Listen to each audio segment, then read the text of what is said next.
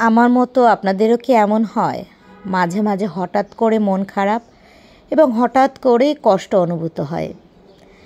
আমার কিন্তু এরকম লাগে, আর মাঝে মাঝে নিজেকে অনেক বেশি অসহায় লাগে। মনে হয় জীবনটাতে আসলে অনেক বড় একটা জীবনেও কিছুই করা হয়নি। তাহলে আজকের এই ভ্লগের মাধ্যমে আমি আপনাদের সাথে কিছু কথা শেয়ার করি। সাথে তো রেগুলার কাজকর্ম আছেই। তো আমি যে কথাগুলো মনে করে সবসময় নিজেকে বোঝানোর চেষ্টা করি, সেই কথাগুলোই আপনাদের সাথে আজকে একটু শেয়ার করতে চাই। মাঝে মাঝে এরকম আমার মনে হয় যে আমাদের ঘরে খাবার আছে, গায়ে কাপড় আছে, রাতে শান্তির ঘুমের জন্য একটা জায়গাও আছে। যদি এমনটা হয় বা আপনারাও যদি এমনটা থাকেন, তাহলে আলহামদুলিল্লাহ বলুন এবং আপনিও বুঝে নেন পৃথিবীর ৭৫% লোকের চেয়ে আপনি ভালো আছেন। জি হ্যাঁ, যত কষ্টই থাকুক, যত দুঃখই থাকুক, যত না পাওয়ার যন্ত্রণাই থাকুক না কেন, আপনার কষ্ট হোক, আপনার মন খারাপ হোক, হতাশা লাগুক, অসহায় লাগুক, তবুও কিন্তু অনেকের থেকে আপনি ভালো আছেন। এটা আপনি বিশ্বাস করেন বা নাই করেন। আজকের কথাগুলো বলার পর নিজে একটুখানি চিন্তা করে দেখবেন তো কথাগুলোকে আমি ঠিক বলেছি কি না। আর আরও একটা কথা আমার মাঝে মাঝে আমি নিজেকে কাম ডাউন করার সময় বলি যে আমি যদি সুস্থ থাকি, সবল থাকি, নীরোগ থাকি, হ্যাঁ, শরীর নিয়ে কালকের দিনটা আমি যদি ভালোভাবে বাঁচতে পারি, সেটাই তো অনেক কিছু, তাই না? ১০ লক্ষ লোকের চেয়ে সুখী জীবনযাপন অতিবাহিত করছি আমি। হয়তো উপরের লাইনগুলো অনেকের কাছে ভালো নাও লাগতে পারে, আবার উপরের লাইনগুলো থেকে আমরা অনেক কিছু শিখতেও পারি। যেহেতু উপরের লাইনটুকু পড়তে পেরেছেন, তার মানে আপনিও কিন্তু ৩০ লক্ষের চেয়ে ভাগ্যবান। যার মানে এই যে আমি যে কথাগুলো বা যে ভিডিওগুলো আপনাদেরকে দেখাচ্ছি বা এই যে ভিডিওর মাধ্যমে আপনাদের সাথে কথাগুলো শেয়ার করছি, আপনারা শুনতে পাচ্ছেন, দেখতে পাচ্ছেন, তাহলে আপনি ভাগ্যবান নন বলুন তো? যারা চোখে দেখতে পায় না, যারা শুনতে পায় না, যারা স্মৃতিশক্তি হারা, যারা স্বাভাবিক জীবনযাপন করে না, তাদের জীবনটা কেমন ভাবলে আরও বেশি ভয় লাগে, তাই না? আলহামদুলিল্লাহ যেমনটা আছি।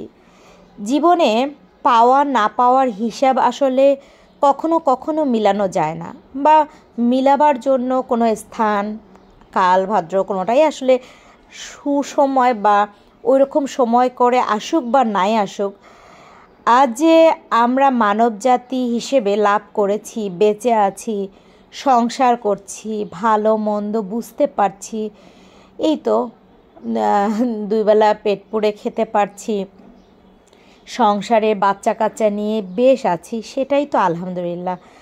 সব কিছু ভুলে, সব কষ্ট, সব যন্ত্রণাকে ভুলেও আসলে আল্লাহর কাছে সবসময় আমাদেরকে শুকরিয়া আদায় করতে হবে এবং সৃষ্টিকর্তাকে প্রাণ ভরে স্মরণ করতে হবে আমাদের প্রত্যেককে, যাতে করে আমরা শুকরিয়া আদায় করতে পারি। তো এই কথাগুলো না নিজের সাথে নিজের বলা, সব সময় মনে হয় এই কথাগুলো বলে বলে নিজের আমিটাকে, যদি হতাশাগ্রস্ত থাকি তাহলে কাম ডাউন করে আবার ফিরিয়ে আনা। আমরা মানুষ না, অল্পতেই তো কষ্ট পাই। অল্প কিছু না পেলেই মনে হয় জীবনটা শেষ হয়ে গেল, বা আমরা যেটা চিন্তা করি সেই রকম চিন্তার সাথে অনেক সময় বাস্তবতাও মেলে না। কান্না করি, কষ্ট পাই, ভেঙে পড়ি, আবার হয়তো বেশ কিছুদিন পর সব কিছু ভুলে উঠে দাঁড়াই। তো এটাই হচ্ছে জীবন, এটাই হচ্ছে আমাদের জীবনের একটা পার্ট। তো মন খারাপ হলেও মাঝে মাঝে আগে বেশ অনেক সময় আমার মনে হতো যে জীবনে আসলে বেঁচে থাকাটা খুব কঠিন। হ্যাঁ, এখনও মাঝে মাঝে মনে হয় বেঁচে থাকাটা খুব কঠিন। তবে পরক্ষণে যখন চিন্তা করি যে আলহামদুলিল্লাহ অনেকের চেয়ে তো ভালো আছি, সুস্থ আছি, শুনতে পাচ্ছি, দেখতে পাচ্ছি, ভালো মন্দ সব কিছু নিজের চোখেই দেখছি, তাহলে আলহামদুলিল্লাহ ভালো আছি না বলেন? অন্য সবার থেকে সুন্দর জীবনযাপন করছি, লাইফ পার্টনার আমাকে বুঝতে পারছে, এর থেকে কম কি জীবনে? তো আপনাদের সাথে ছোট্ট করে একটা ভ্লগ শেয়ার করলাম। এটাও ছিল যে কোনো একটা ফ্রাইডে, হয়তো বৃহস্পতিবার অথবা সোমবারের যে কোনো যে রোজা করি আমি সেই রোজারই প্রিপারেশন চলছিল। সকালে কাজকর্মগুলো যতই রোজা থাকি বা অসুস্থ থাকি কাজ তো করতেই হবে। তো রান্নাবান্নাও করেছিলাম, এমনটা নয়, ওটা আজকে আপনাদের সাথে শেয়ার করিনি। আজকে ইফতারের কিছু প্রিপারেশন অলরেডি ঘরে কিছু বানিয়েছিলাম, আর রুটি বা পরোটা থাকেই ঘরে। আপনাদের ভাই আবার বাইরে থেকে বুট টুট নিয়ে আসলো, তো আমি ভাবলাম যে ঠিক আছে আমি একটু সালাদ করে নিই, তাহলে মুড়ি মাখতেও ভালো হবে। আর সব কিছু এই যে চলছে জীবন, আলহামদুলিল্লাহ, সব কিছুর জন্য আসলে আল্লাহকে সব সময় প্রতি পদে পদে শুকরিয়া আদায় করলেও আসলে কম হবে। তো যতই ডিপ্রেশন থাকুক না কেন, যতই কষ্ট পাই না কেন, যতই অসহায় বোধ কাজ করুক না কেন, দিন শেষে যখন এই কথাগুলোই বারবার নিজের মধ্যে পজিটিভিটি ছড়িয়ে দেয়া যায়, তখন মনে হয় মানে অনেকটা নিজেকে হালকা লাগে। আর আমার মতো যারা এরকম মাঝে মাঝে মনে করেন মন খারাপ হচ্ছে, কোনো কাজ পেরে উঠছি না, হতাশাগ্রস্ত লাগছে, তারাও কিন্তু আমার মতো এই কথাগুলো একটু ভেবে নিজেকে কাম ডাউন করাতে পারেন। আমার মনে হয় কাজে লাগবে টিপসটা। আলহামদুলিল্লাহ, এই তো ইফতার হিসেবে আমি আলুর চপ বানিয়েছিলাম। এটা আমি বাসায় বানিয়েছিলাম। যেহেতু আমি আর অর্পাই রোজা থাকি, তো ওইরকম বিশেষ করে কিছু করি না, কারণ মেয়েটা তো পরোটা বা রুটি থাকলে খেয়ে নেয়, আর আমি আমার জন্য স্পেশালি কিছু করতে চাই না। কিন্তু আলুর চপটা যেহেতু আমাদের ঘরে সবাই পছন্দ করে, তো সবাই মিলে ইফতারে বসবো। একটু মনে হচ্ছে আমার ইফতারে টেবিলে দেখে যে একদম রমজান চলে আসছে না, তো রমজানও কিন্তু বেশ কাছেই চলে আসছে। তো আমরা এই তো একটু একটু করে রমজান মাসের দিকে এগিয়ে যাচ্ছি, এবং আল্লাহ যেন আমাদেরকে সামনে যে রমজান আসছে সেই রমজানে একেবারে 30টা রোজা রাখার তৌফিক দান করে। আর যারা সাপ্তাহিক রোজাগুলো করেন তারা তো করেনি, যারা করেন না তারাও চেষ্টা করবেন মাঝে মাঝে এই যে সোমবার বৃহস্পতিবারের রোজাগুলো করতে। তাতে যেটা হবে, আপনাদের অনেকেই যারা রোজা থাকতে পারেন না তাদেরও প্র্যাকটিস হয়ে যাবে, আর রোজা থাকলে তো অবশ্যই আল্লাহর বরকত থাকেই। তো এই তো আপনাদের সাথে কথা বলতে বলতে টেবিল গোছালাম, আর এখন ইফতারের সময় হয়ে যাবে। তো মেইনলি এরকম করে একটু মুড়ি মাখাবো, অল্প অল্প করেই ইফতার কিনে আনছে।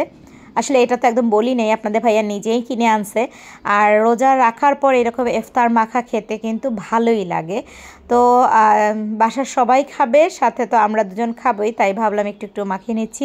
এখানে বাইরে থেকে পেঁয়াজি নিয়ে আসছিল, জিলাপি ছিল, আলুর চপ ছিল, বেগুনি ছিল, আর আমি শসা টমেটো এগুলোও কেটে নিয়েছি।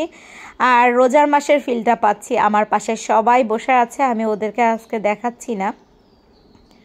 তো এভাবেই রোজার মাসে আমরা শুধু সারাদিন রোজা থাকার পর এই তো ইফতারির জন্য প্রিপারেশন নেই, আর এরকম সবাই মিলে বসে খাই, তখনের তৃপ্তিটা কিন্তু অন্যরকম, তাই না?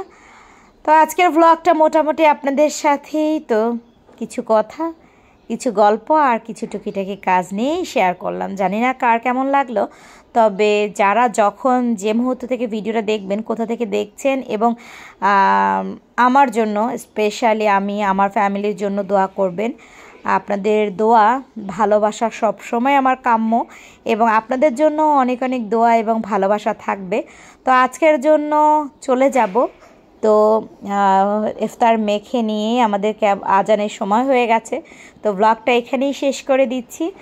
আর দেখা হবে আরেকটা ব্লগে। ততক্ষণ আল্লাহ হাফেজ, সবাই ভালো থাকবেন, সুস্থ থাকবেন, এবং লাইভ ব্লগ উইথ আফসানার সাথেই থাকবেন। আর আমাদের জন্য দোয়া করতে ভুলবেন না, কেমন? সবাই ভালো থাকেন, দেখা হবে আরেকটা ব্লগে।